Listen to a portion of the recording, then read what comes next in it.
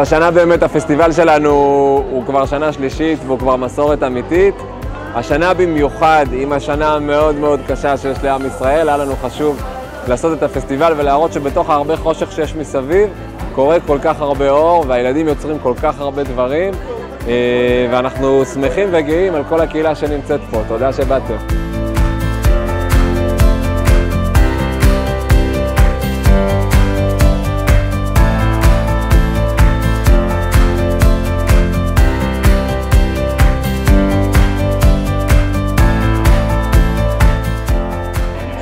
ברוך הבא לקפה נעלה, תשתה קפה, תהנה. תודה ריטה.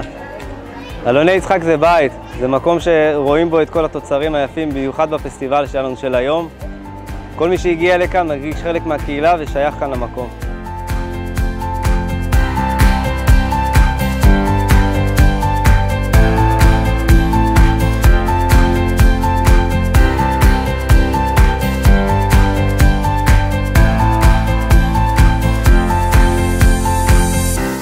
אני מתרגש בפסטיבל אלוני יצחק השלישי. בפסטיבל כל הילדים משתתפים וכל הילדים מראים את התהליך החינוכי שהם עברו במהלך השנה, במיוחד בשנה כזאת מיוחדת שיש המון על מה לדבר גם בתוך אלוני יצחק וגם במדינה. יישר כוח לילדים ולכל המורים והמחנכים שליוו אותם עד הלום.